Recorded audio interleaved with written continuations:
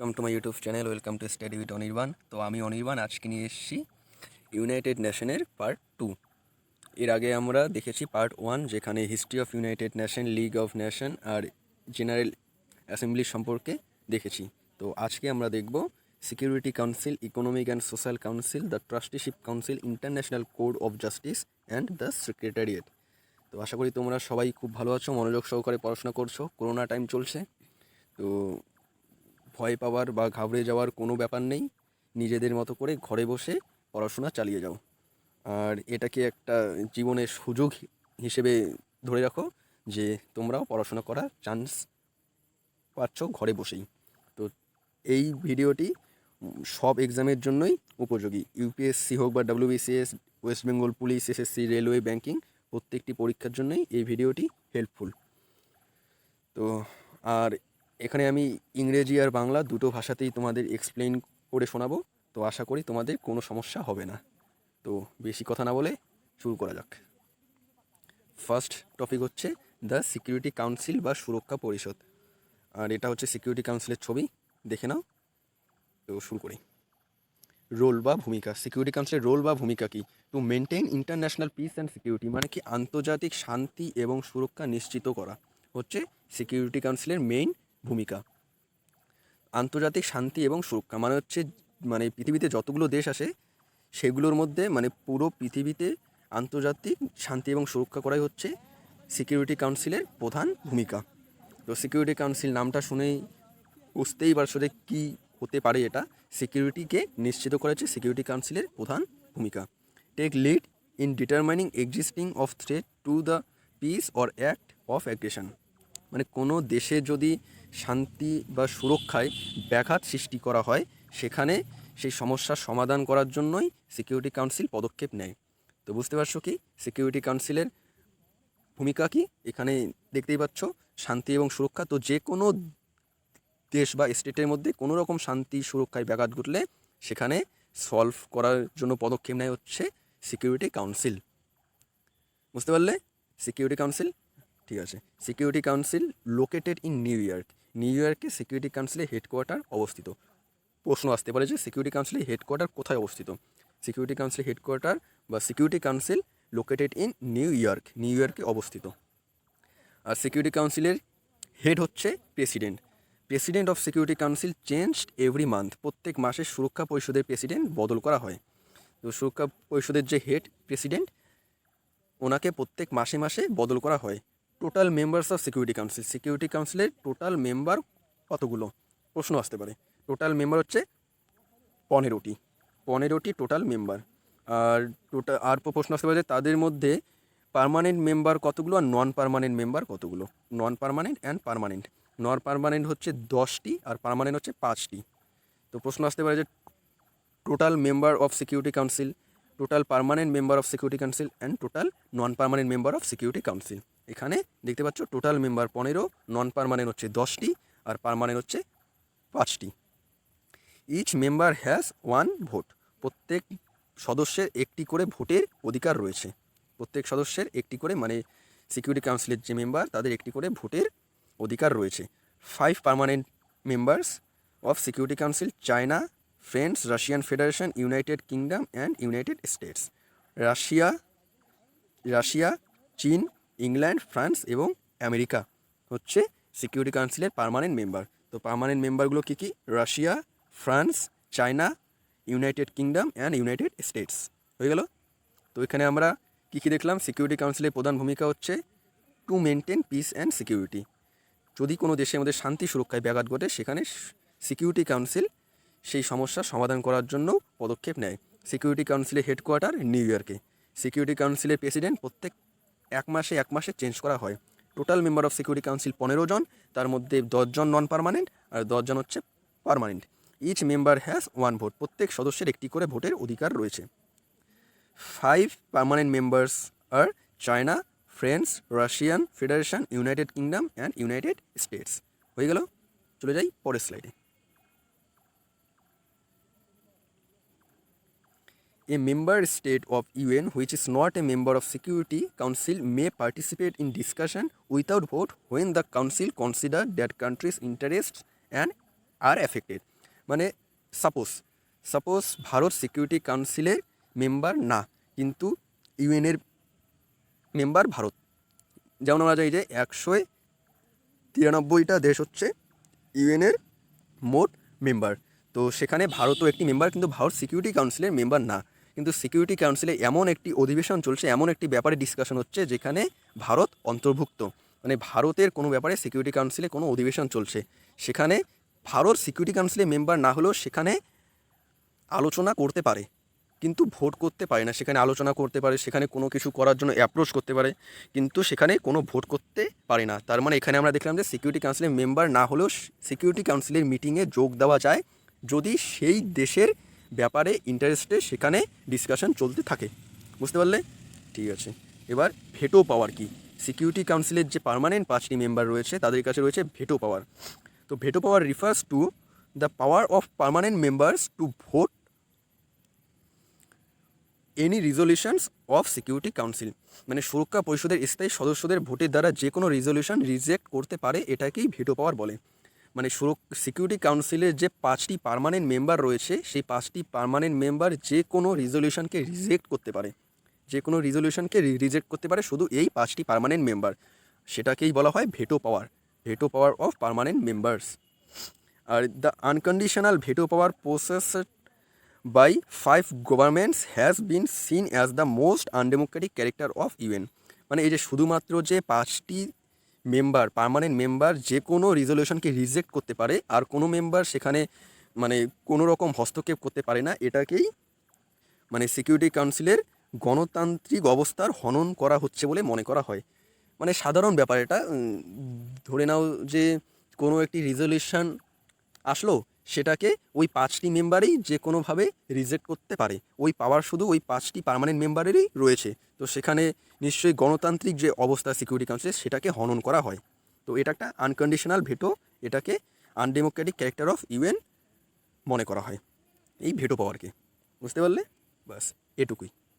এরপর আসছে economic and Social council, অর্থনৈতিক এবং সামাজিক পরিষদ। অ্যাবাউট ইকোসক, ইকোনমিক অ্যান্ড সোশ্যাল কাউন্সিলকে শর্টকারে ইকোসকও বলা হয়। UN central platform for reflection, debate and innovative thinking on sustainable development. মানে ইকোসক হচ্ছে মানে সাস্টেইনেবল ডেভেলপমেন্ট নিয়ে যেসব ইনোভেটিভ থিঙ্কিং, যেসব ডিবেট করা হয় সেটা এই ইকোসকের মধ্যেই করা হয়। মানে কি ইকোনমিক অ্যান্ড সোশ্যাল কাউন্সিল ইউএনের যে এই যে প্রিন্সিপাল অর্গানটা যে রয়েছে, এখানে শুধু সাস্টেইনেবল ডেভেলপমেন্ট নিয়ে ডিবেট করা হয়, ইনোভেটিভ থিঙ্কিং সেখানে সব আইডিয়াগুলো পেশ করা হয় এই প্ল্যাটফর্মের মধ্যেই। Works toward 3 dimension of sustainable development. Sustainable development বলতে আমরা কী বুঝি? সাস্টেইনেবল ডেভেলপমেন্ট হচ্ছে যে ধরে নাও এখন যেসব সম্পদ বা রিসোর্স আমরা ব্যবহার করছি সেগুলো ন্যাচুরাল মানে সাধারণত ন্যাচুরাল রিসোর্সেস, যেগুলো সম্পদ আমরা প্রকৃতি থেকে পাই, ওগুলোকে আমরা এমনভাবে ব্যবহার করব যাতে আমাদের পরের প্রজন্মকে সেগুলো ব্যবহার করতে কোনো রকম সমস্যার সম্মুখীন হতে না হয়। ওটাকেই বলা হয় সাস্টেইনেবল ডেভেলপমেন্ট। তো সাস্টেইনেবল ডেভেলপমেন্ট নিয়ে আমি আলাদা লেকচার করব, আপাতত এটুকুই জেনে নাও যে 3টি dimension of sustainable development, 3 dimension of sustainable ডেভেলপমেন্টকে নিয়ে ইকোনমিক অ্যান্ড সোশ্যাল কাউন্সিল কাজ করে। 3টি ডাইমেনশন কী কী? 3টি ডাইমেনশন হচ্ছে ইকোনমিক, সোশ্যাল অ্যান্ড এনভায়রনমেন্টাল। বললাম না, এনভায়রনমেন্টাল সাস্টেইনেবল ডেভেলপমেন্ট মানে কি আমাদের এনভায়রনমেন্টে, আমাদের পরিবেশে যে সমস্ত সম্পদ রয়েছে ওগুলোকে এমনভাবে ব্যবহার করতে হবে যাতে সেগুলো শেষ না হয়ে যায় আর আমাদের পরের প্রজন্ম সেগুলোকে সহজভাবেই ব্যবহার করতে পারে। এই যে 3টি অর্থনৈতিক, সামাজিক এবং পরিবেশ, এই 3টি ডাইমেনশনের উপরেই ইকোসক কাজ করে। ইকোসক মানে হচ্ছে অর্থনৈতিক এবং সামাজিক পরিষদ, এই 3টি ডাইমেনশনের উপরেই কাজ করে। ইকোসকের টোটাল মেম্বার হচ্ছে 54 ফর ওভারল্যাপিং 3 ইয়ার্স টার্ম। মানে কি 3 বছর করে একটা করে মেম্বার মানে চেঞ্জ হয় আর কি, মানে একটা করে মেম্বার না, 3 বছর পর পর মেম্বার চেঞ্জ হতে থাকে।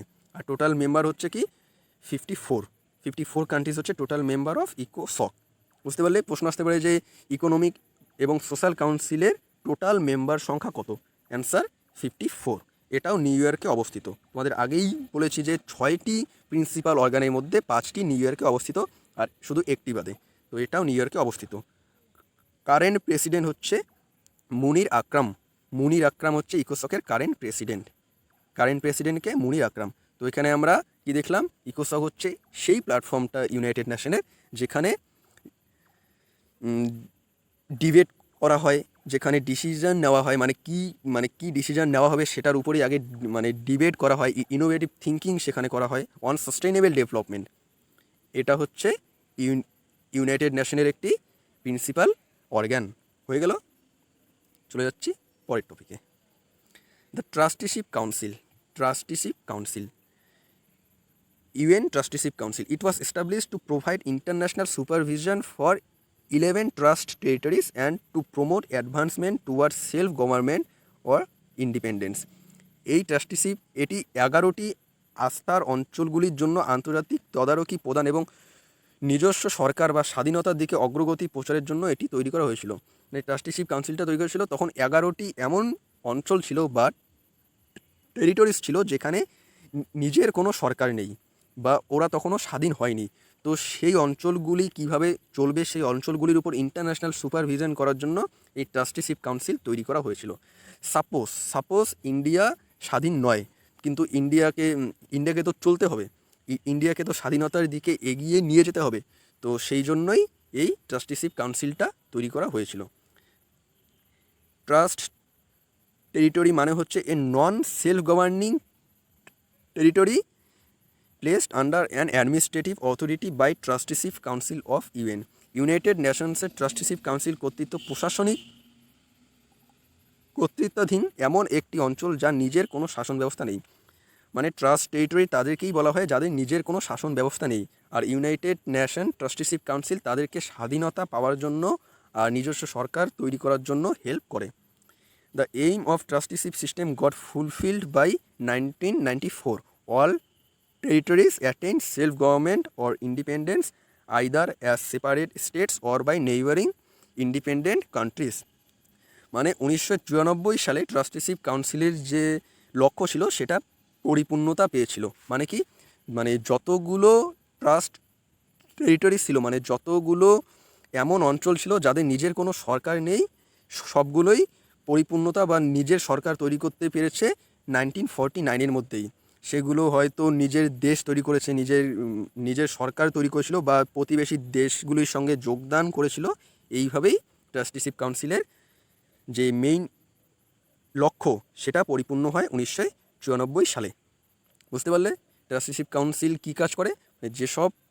যেসব অঞ্চলগুলি বা যেসব দেশগুলিতে কোনো সরকার নেই, নিজস্ব যেগুলো এখনো স্বাধীন হয়নি, সেগুলির উপর ইন্টারন্যাশনাল সুপারভিশন করার জন্য ট্রাস্টিশিপ কাউন্সিল তৈরি করা হয়েছিল। আর এই কাউন্সিলের কাজ বর্তমানে বন্ধ আছে। Trusteeship council suspended operation on 1 November 1994। মানে 1994-এ ট্রাস্টিশিপ কাউন্সিল সাসপেন্ডেড অপারেশন মানে নিজের কাজ ট্রাস্টিশিপ কাউন্সিল বন্ধ করে দেয়। A month after independence of Palau last remaining UN trust territory. মানে পালাউ হচ্ছে লাস্ট এমন একটি অঞ্চল যেটি ট্রাস্টিশিপ কাউন্সিলের আন্ডারে ছিল, আর 1904 সালে সেটি একটি নিজস্ব দেশে পরিপূর্ণতা পায়। বুঝতে পারলে, last trust territory of trusteeship council হচ্ছে পালাউয়ের স্বাধীনতার 1 মাস পরে অভিযান স্থগিত করা হয়েছিল কার? ট্রাস্টিশিপ কাউন্সিলে। কত সালে? 1994 সালে।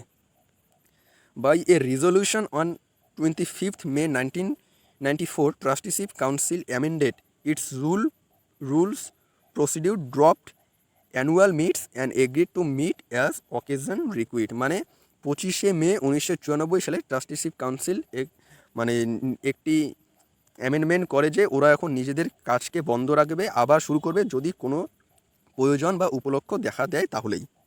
বুঝতে পারলে ট্রাস্টিশিপ কাউন্সিল। ঠিক আছে, এখন ইন্টারন্যাশনাল কোড অফ জাস্টিস, আন্তর্জাতিক ন্যায় বিচার আদালত। এটা হচ্ছে ইউএনের একটি প্রিন্সিপাল অর্গান। এই অর্গানটি একমাত্র ইউএনএ এমন একটি অর্গান যেটি নিউ ইয়র্কে অবস্থিত নয়। তো তোমাদের বলেছিলাম যে ইউএনের মোট 5টি প্রিন্সিপাল অর্গান, তার মধ্যে মোট 6টি প্রিন্সিপাল অর্গান, তার মধ্যে একটি এমন অর্গান আছে যেটি নিউ ইয়র্কে অবস্থিত নয়। এই যে সুন্দর বিল্ডিংটা দেখতে পাচ্ছ, এটা হচ্ছে আন্তর্জাতিক ন্যায় বিচার আদালত। বুঝতে পারলে? Principal judicial organ of UN, মানে ইউএনের প্রিন্সিপাল জুডিশিয়াল অর্গ্যান, মানে কোনো কোথাও যদি কোনো বিচার পাওয়া না যায়, সাপোজ আমাদের দেশে সুপ্রিম কোর্ট আছে, যেমন লাস্ট টাইম যখন নির্ভয়া কাণ্ডের কেসটা হয়েছিল, তখন যখন সুপ্রিম কোর্টেও দোষীরা মানে ভেবেছিল যে ওরা ছাড়া পাবে, সুপ্রিম কোর্টে যখন ওদের ফাঁসির সাজা দেওয়া হয়েছিল, তখন এই ইন্টারন্যাশনাল কোর্ট অফ জাস্টিসে ওরা ওদের বিচার পাওয়ার জন্য অ্যাপ্লাই করতে চেয়েছিল। তো এটাই হচ্ছে সেই international court of justice. Role হচ্ছে to settle legal disputes submitted to it by states in accordance with international law and to give advisory opinion on legal questions। মানে ইন্টারন্যাশনাল কোর্ট অফ জাস্টিসের কাজ হলো যে বিভিন্ন দেশের মধ্যে বিতর্ক দেখা দিলে সেটাকে সমাধান করে দেওয়া। কি হিসেবে সমাধান হয়? ইন্টারন্যাশনাল লয় হিসেবে সেই সমস্যার সমাধান করে দেওয়া হয়, মানে আন্তর্জাতিক আইন অনুযায়ী সেটাকে সমাধান করে দেওয়া হয়। যদি কোনো দেশের মধ্যে কোনো দুই দেশ বা কোনো রকম সমস্যা বা বিতর্ক যদি দেখা দেয়, তবেই লাস্ট বিচার ব্যবস্থা হচ্ছে কি ইন্টারন্যাশনাল কোর্ট অফ জাস্টিস। আর এই international court of justice give advisory opinion on legal question, যদি কোনো লিগাল কোশ্চেন থাকে সেখানেও অ্যাডভাইজারি অপিনিয়ন দেয়। কম্পোজিশন, ইন্টারন্যাশনাল কোর্ট অফ জাস্টিসে মানে আন্তর্জাতিক ন্যায় বিচার আদালতে মোট 15টি জাজ থাকে, মানে বিচারপতি থাকে for 9 years by UN General Assembly. মানে কি ইউএন জেনারেল অ্যাসেম্বলি দ্বারা ইন্টারন্যাশনাল কোর্ট অফ জাস্টিসের 15 জন বিচারপতিকে নিয়োগ করা হয় 9 বছরের জন্য। কত বছরের জন্য? 9 বছরের জন্য। তো প্রশ্ন হতে পারে যে ইন্টারন্যাশনাল কোর্ট অফ জাস্টিসে কতগুলো বিচারপতি থাকে? অ্যান্সার হবে কি 15 জন। আর কত বছরের জন্য? 9 বছরের জন্য। একজন সেখানে 9 বছরের জন্য বিচারপতি হয়ে থাকতে পারে। হয়ে গেল। Located in peace palace, Hague, Netherlands. তো কোশ্চেন হতে পারে যে ইন্টারন্যাশনাল কোর্ট অফ জাস্টিস কোথায় অবস্থিত? অ্যান্সার হবে নেদারল্যান্ডস। নেদারল্যান্ডসের পিস প্যালেসে ইন্টারন্যাশনাল কোর্ট অফ জাস্টিস অবস্থিত। The only principal organ of UN not located in New York, মানে এটি এমন একটি প্রিন্সিপাল অর্গ্যান যেটি নিউ ইয়র্কে অবস্থিত নয়। আর ইন্টারন্যাশনাল কোর্ট অফ জাস্টিসের অফিসিয়াল ল্যাঙ্গুয়েজ হচ্ছে ইংলিশ অ্যান্ড ফ্রেঞ্চ। তো প্রশ্ন হতে পারে যে ইন্টারন্যাশনাল কোর্ট অফ জাস্টিসের অফিসিয়াল ল্যাঙ্গুয়েজ কী কী? ল্যাঙ্গুয়েজ হচ্ছে কি? এই যে English and French. International court of Justice বা আন্তর্জাতিক ন্যায় বিচার আদালত যে আছে is the successor of Permanent Court of International Justice which was established by League of Nations. যেমন ইউনাইটেড নেশনের প্রথমেও মানে আগেও একটি অর্গানাইজেশন ছিল যার নাম হচ্ছে লিগ অফ নেশন, মানে যেটি দ্বিতীয় বিশ্বযুদ্ধের আগে পর্যন্ত ছিল।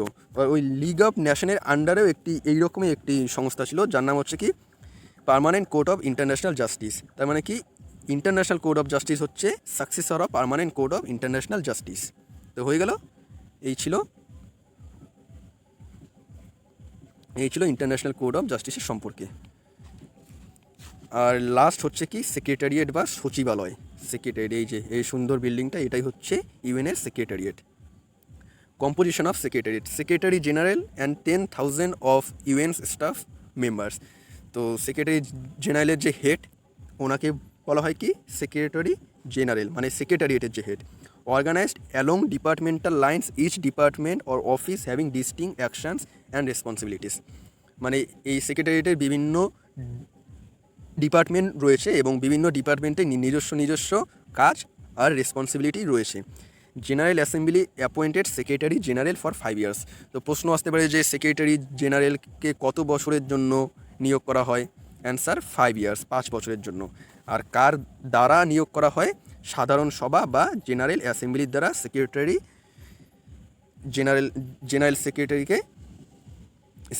জেনারেলকে নিয়োগ করা হয়। আর secretary general is the head administrative officer and head of the secretariat. এই যে সেক্রেটারিয়েট বা কী বলে এটাকে সচিবালয় যে রয়েছে সেটার হেড হচ্ছে কি secretary general. Located in New York, এটাও নিউ ইয়র্কে অবস্থিত। তো এখানে আমরা কি দেখলাম? এটা হচ্ছে সেক্রেটারিয়েট বিল্ডিং, সচিবালয়। সেক্রেটারিয়েটের হেড হচ্ছে সেক্রেটারি জেনারেলকে অ্যাপয়েন্ট করে হচ্ছে কে জেনারেল অ্যাসেম্বলি বা সাধারণ সভা, মানে ইউএনের যে সাধারণ সভা রয়েছে যেখানে 193টা দেশেই যেখানে মেম্বার, ওই সাধারণ সভা থেকেই সেক্রেটারিকে অ্যাপয়েন্ট করা হয়। আর কত দিনের জন্য অ্যাপয়েন্ট হয়? 5 বছরের জন্য। বুঝতে পারলে? এই হয়ে গেল। আর কারেন্ট সেক্রেটারি জেনারেল হচ্ছে অ্যান্টোনিও গুটেরিস। এই যে ইনি হচ্ছে কারেন্ট সেক্রেটারি অফ সেক্রেটারিয়েট। আর প্রশ্ন আসতে পারে যে ইনি কত নম্বর সেক্রেটারি জেনারেল? ইনি হচ্ছে 9 secretary general of UN. Before becoming UN general secretary he serve as UN high commissioner for refugees, also serve as prime minister of Portugal. মানে ইউএন সেক্রেটারি জেনারেল হওয়ার আগে তিনি ইউএনের যে হাই কমিশনার ছিল for refugees, সেখানে ইউএনের যে রিফিউজি ছিল সেখানকার অ্যান্টোনিও গুটেরিস ছিলেন কি হাই কমিশনার। আর সেটারও আগে অ্যান্টোনিও গুটেরিস ছিলেন পর্তুগালের প্রাইম মিনিস্টার। তো প্রশ্ন আসতে পারে যে অ্যান্টোনিও গুটেরিস যে আসে তিনি হাই কমিশনার থাকার আগেও কী ছিলেন? তিনি ছিলেন পর্তুগালের প্রাইম মিনিস্টার। তো হয়ে গেল কারেন্ট সেক্রেটারি জেনারেল হচ্ছে কি অ্যান্টোনিও গুটেরিস। হয়ে গেল, শেষ। আজকের লেকচার এ পর্যন্তই। সবাই ভালো থাকবে, মন দিয়ে পড়াশোনা করো। আর যদি ভিডিওটা তোমাদের ভালো লাগে তাহলে নিশ্চয়ই কমেন্টে জানিয়ে দিও। আরও যদি ভিডিওকে ইমপ্রুভ করা যায় সেটাও জানিয়ে দিও। আর নতুন চ্যানেল যদি ভালো লেগে থাকে তাহলে সাবস্ক্রাইব করে দিও। দেখা হচ্ছে পরের ভিডিওতে। Thank you.